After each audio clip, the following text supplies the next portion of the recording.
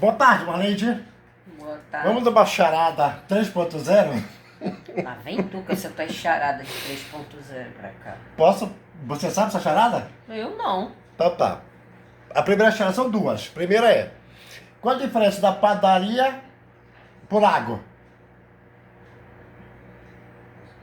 Que eu saiba, não tem diferença, porque o lago tem peixe, na padaria tem gente, né? Então tá. Posso falar então? Fala. Na padaria, assa pão. E no lago, assa pinho.